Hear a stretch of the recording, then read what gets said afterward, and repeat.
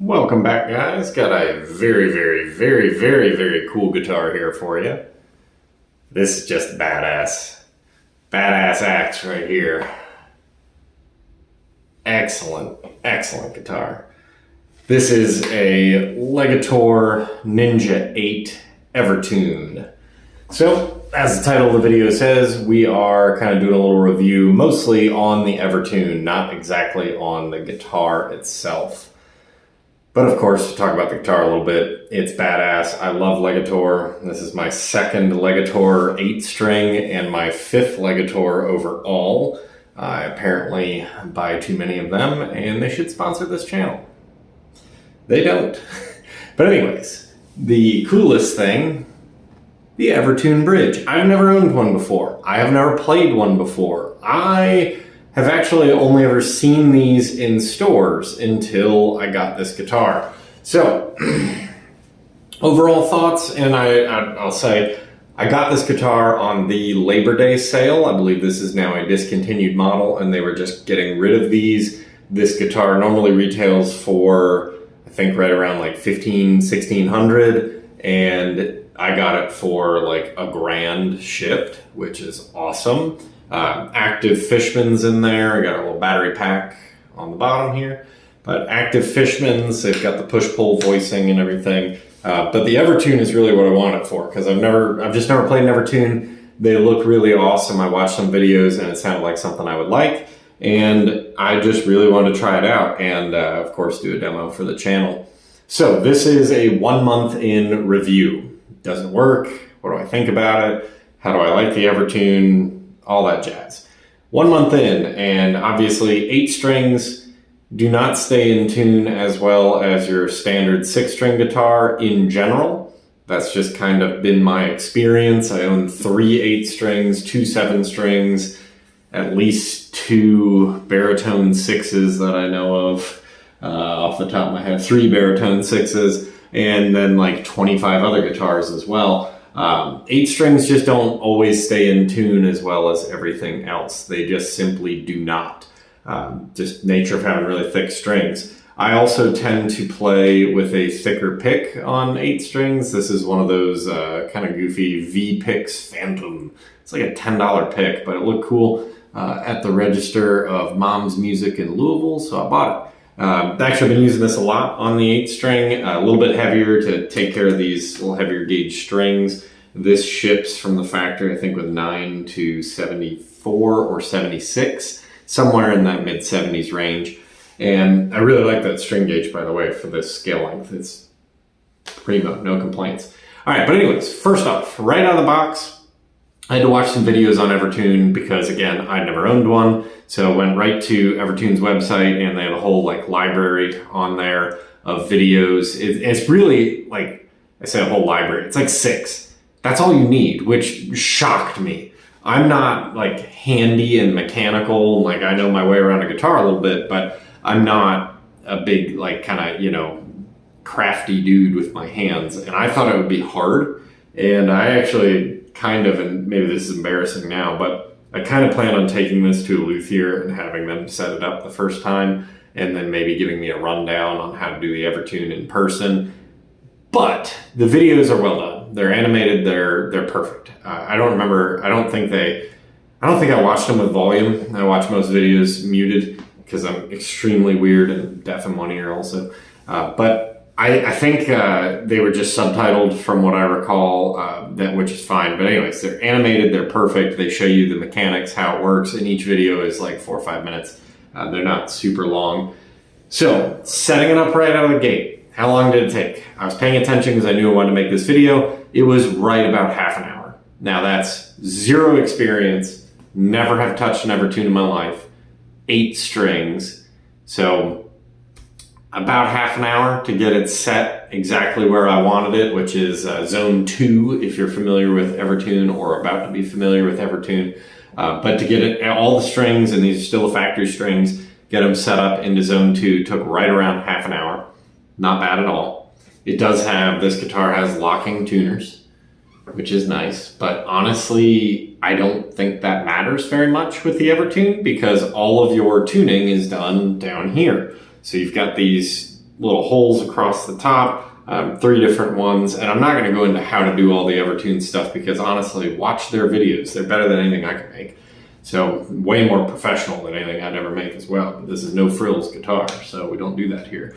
But anyways, I've had it for a month. Labor Day sale, got the guitar, and it is now early October, like October 5th or 6th. And how has it performed? And I have put this thing through hell. I actually have not played my other 8 strings since I got this one, mainly because I wanted to test the Evertune and because, my God, is the neck on this guitar good. I just like, holy shit, did they do that right? Man, I love it. I love my other pink Legator, the headless, even though it's a headless, so it's a bitch. And I really, really, really like the LTD. I have an LTD Javier Reyes 208 model, the lower level model. And that's what I was actually debating between when I got this one, was either get the 608 or get this. I wanted the Evertune. There you go. So we've had it for a month. I've played it a ton, played it with a heavier pick. I've kind of worn these strings down about halfway or so. I've taken it to band practice, and it does live on a rack that faces an exterior wall, so it gets a fair amount of temperature and presumably humidity and maybe pressure, I don't know, but a lot of temperature change. So this guitar has kind of been through it all. It's been in my trunk for a day from band practice and things like that, and going to teach guitar lessons and then taking it to band practice directly after that. It just lives in the trunk for quite a while. So it has been through a lot of conditions, a lot of heat and then cooling and then lots of heavy playing. So obviously playing in a metal band, it takes a bit of a pounding and abuse. So I've got the little Peterson strobe tuner up there. I have not actually gone through and checked the tuning yet, so plan on just doing that live for you so you can see. But from what I hear, and my sense of pitch and everything is god awful, but from what I hear, it sounds like it's still pretty phenomenal. And they say it's forever, which is really cool. So their whole thing is, it's not good tuning for a long time. It is the tuning you set it at forever. So there's a very strong difference there, right? But anyways, if we can, I think, let's see some other guitars here. We might actually even be able to show you the tuner, which would be pretty cool. Now, if that's LCD, which I think it probably will be, it probably won't get recorded very well. But my top string, the F, pretty much locked in. That's getting modded by my voice a little bit. But we play this R-complex tuning. We play in F to F tuning. So highest string, first string F, perfect. C, might be a nudge down, and I might touch that up just a tiny, tiny, tiny little bit. G sharp, same as a C, bring it up just a tiny bit. D sharp, same, tiny bit. A sharp looks pretty good, but we might touch it, like just kiss it with the little tuner.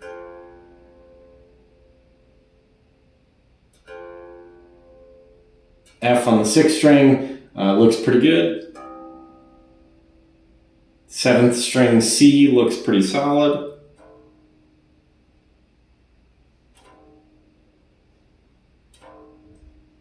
Eighth string F looks perfect. And it's usually those lower strings that give you the trouble on 8 strings, for me at least. So if you also play 8 string and that is the case, let me know. I'd be curious about that. But it looks like after a month of very, very vigorous, heavy playing, playing at band practice and all that stuff, it looks like maybe about half the strings need to come up just a tiny, tiny, tiny little bit. And one other thing I'll say about the Evertune, which is pretty cool, they give you the little Evertune tuning key in there, which is pretty neat, but it is just a standard Allen wrench. And the first time I saw that, when I opened up, the guitar and everything, and I'm unboxing the paperwork and whatnot, the extras that come with it, and I saw that key, I was like, ah, shit, this is tiny, I'll probably lose it. And then the first thing in the how to tune your Evertune bridge on the videos was like, take your Evertune tuning key, which is also like a 3mm Allen wrench. And I was like, oh, and I obviously could have looked at it and figured that out as well, but still, It's universal hardware. That's awesome. Now, one thing that is a little odd that I'll say about the Evertune that takes a little getting used to, and we'll turn the guitar on here, we're just on some distortion through the Blackstar amp, is you can't bend. So you have to put your strings into what they call zone 3, so right up against where the hardware meets, and then you don't get quite as good a tuning stability, but you can bend. So if we just hit a note here,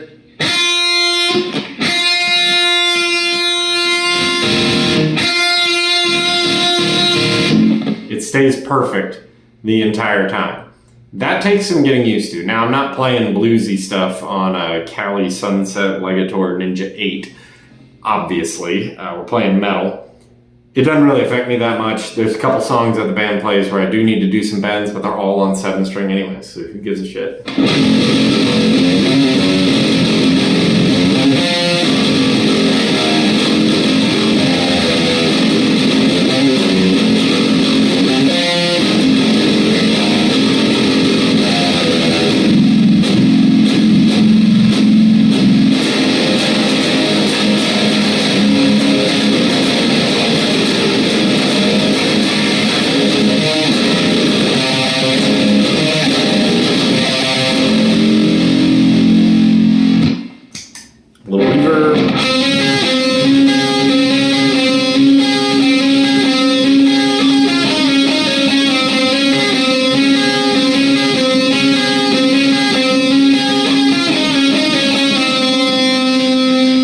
So that's a 7-string song where I normally bend that last note, and just out of habit, out of muscle memory, I go to bend it, nothing happens.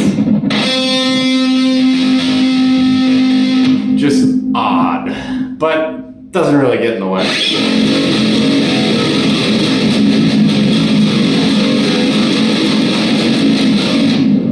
Take the reverb off.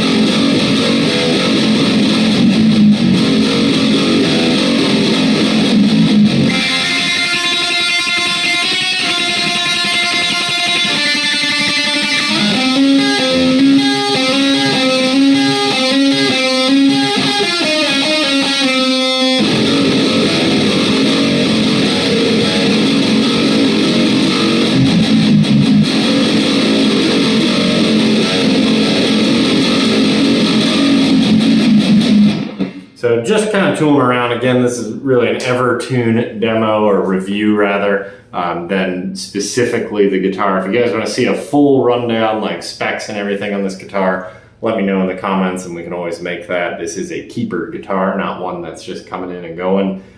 Just overall, it's a badass axe. It is heavy. I do have to say it's the heaviest 8-string I own. Obviously, it's going to be heavier than the headless. Duh. But it is heavier than the LTD Javier Reyes model as well.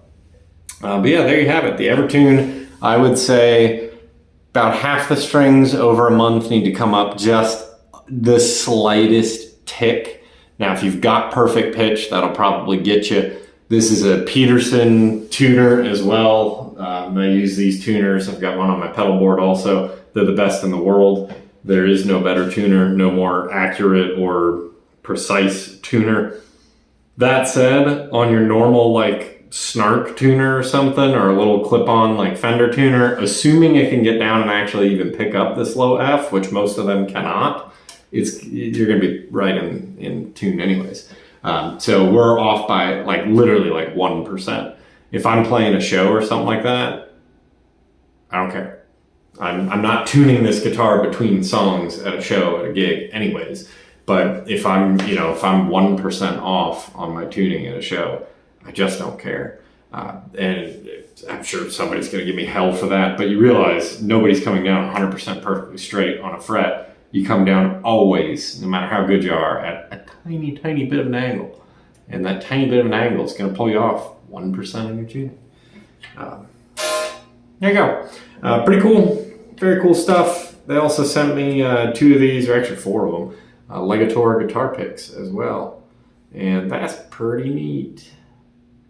You'd think after I own 5 Legators they'd send me more than that, but again, if anybody from Legator wants to sponsor me, I am very cool with that, and really love their guitars. But we'll see you in the next one.